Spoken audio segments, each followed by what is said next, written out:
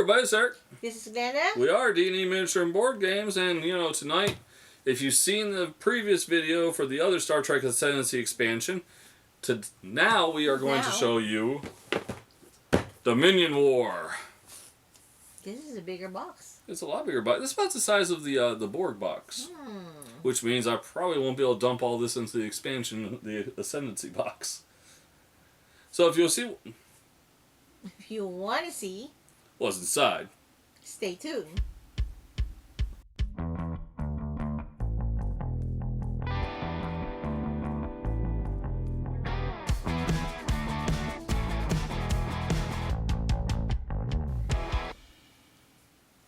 So, Star Trek Ascendancy fans, Star Trek fans, whichever one you are, obviously you want to see what's inside this expansion so you can see if you want to get it. Now, I just picked this up the other day. I think it's only really hit stores within the last week. So, let's pop her open and see what we see.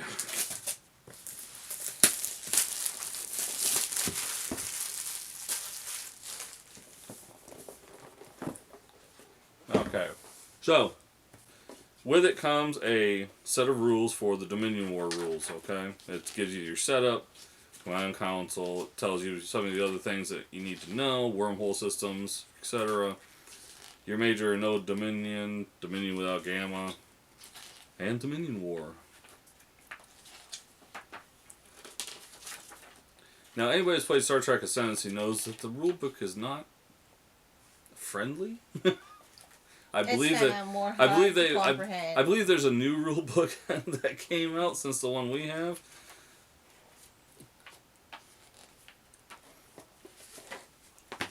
But then again, it is Gale Force 9, and I'm sorry, Gale Force 9, but some of your rule books are not the greatest things in the world.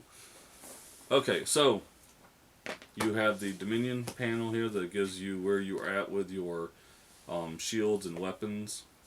Yeah, and this how much is your it costs panel, to build. yeah. Yep. Alright, so we stick that off to the side. Let's get the cardboard out. Alright, so we start out with our new planets and a Dominion wreck. Ooh, that's kind of interesting. And obviously you get your protoculture and your culture, and you'll probably see some science tokens in the next few of these, but we get a lot of new planets with Dominion. And you get your command, you get your Ascendancy tokens, and... Makes sense. Yep, there's your research tokens. And you get your outposts, which looks like Deep Space Nine. Whoa! I popped the space lane out. Alright. Now, if I remember correctly, some of this stuff is double-sided, some of it is not. And here you have Deep Space Nine next to, oh, this is actually interesting. So this is all one. Okay. Okay, so what do you call that? Well, it's Bajor, it's Deep Space Nine, and it's Wormhole. And you exhaust one command token to move a ship or fleet from one side of the wormhole to the other. The other side's black. It's not a wormhole. Just kidding, folks. I'm sure somewhere in here we have a planet that has a wormhole.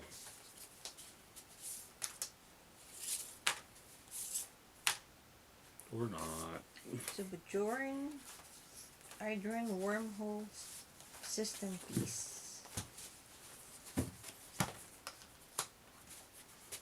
16 Gamma Quadrant System Disc.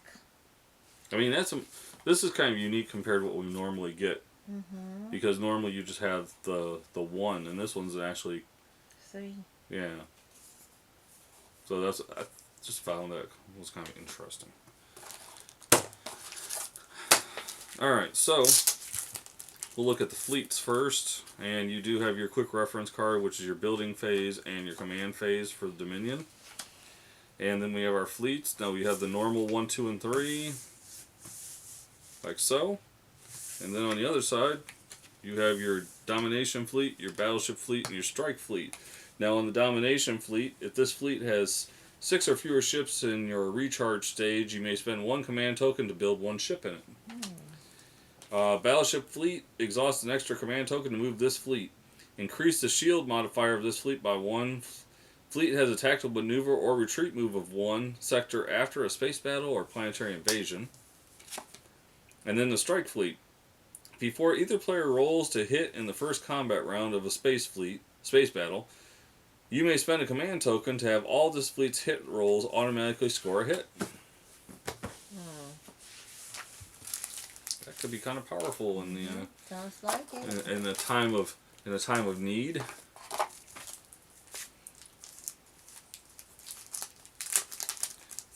I have to see if I have the right containers for this, because I usually keep my Ascendancy all in the same style container. Yeah, I don't know if I have any. I may actually have to run and get some new ones. All right, so we have our trade agreements. Now that's what we normally see is the 1, 2, and 3, unlike the Bryn, which had the 2, 2, and 2. That made it unique. And then we have our exploration cards.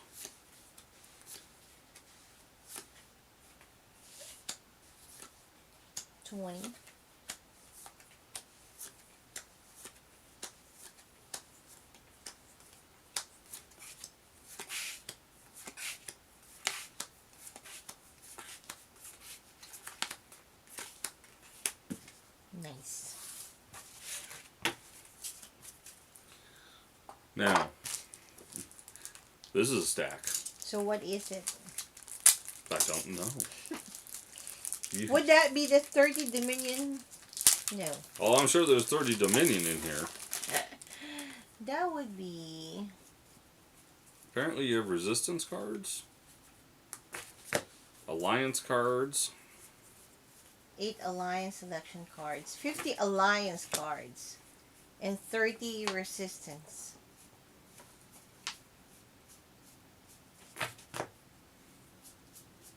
There's the Dominion cards you were talking about. Alright, so let's look at these alliance cards. This is what the alliance cards look like. And we have Dominion cards here. These are the advancements for the Dominion.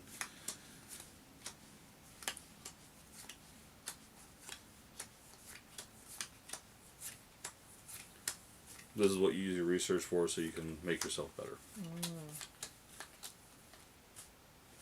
So you have 2 sets of alliance?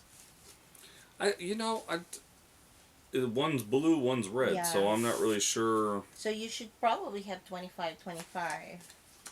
Because it's 50 altogether.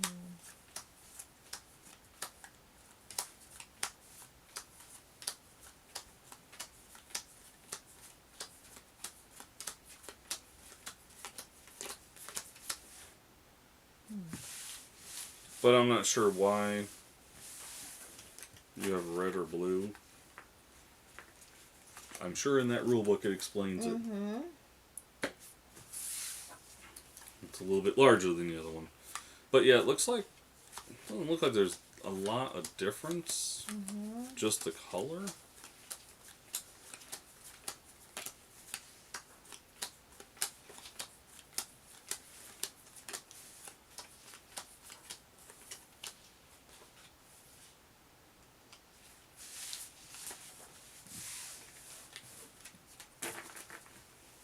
So there are 2 types of alliance selection cards, red and blue. Resistance. Form an alliance. Is that what we said, that there's 2? Yes. The alliance, okay. These are the resistance cards I'm doing while you're saying that. Now you have the resistance. I was just reading and trying to find why there's 2 colors. Well, keep reading. Hang on for a second. I lost it. So the number of cards in player with an equal number each type.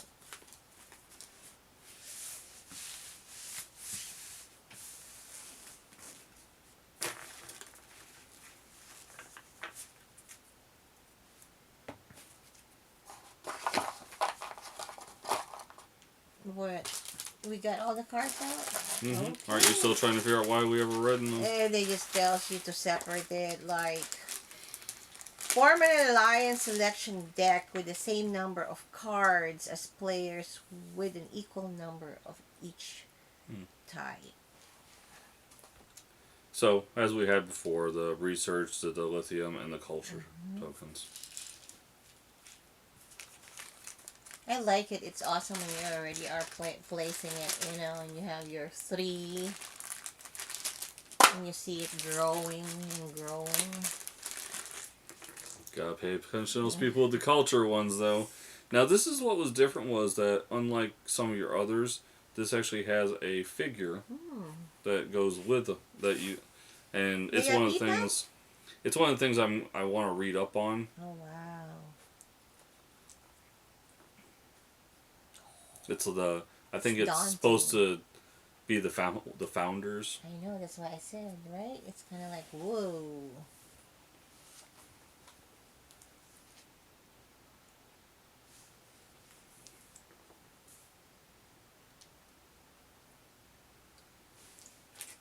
And then you got your 3 ships for your fleets here.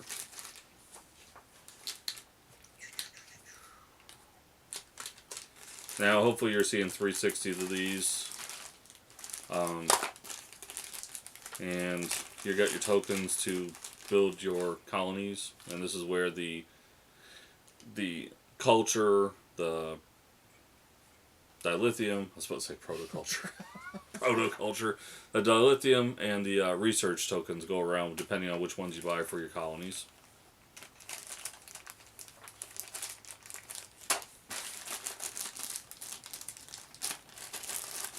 And then obviously you get your ships for the Dominion. Let's see the design. Okay, that looks like a ship. Because the other one, kind of like it's really like, it's designed differently, I guess. So you're talking about the founders. Those are they the founder infiltrators? It might be a... Wow.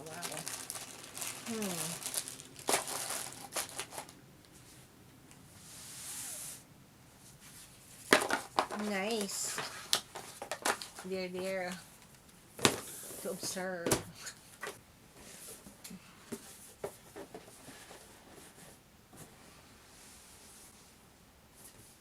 So, that's the Dominion War. Just as big of a expansion as the Borg, I believe. But if you like Star Trek Ascendancy, this plus the Breen, that's the newest for Star Trek Ascendancy. So how many players can play? So all this you can just keep adding one player because every time you have that, you grow your players. Now, I would say that with Ascendancy, once you get around 5 players, maybe 6, I wouldn't go much higher. Not the reason that you couldn't do it, and I would have to look at the rules, but not the reason you couldn't do it. I just think it would be kind of stagnant for everybody. Yeah. So, but hey, as always, support your local gaming. We bought this at Discover Games in Fayetteville, Georgia. Yay! I remember. As always, folks, game on. Game on.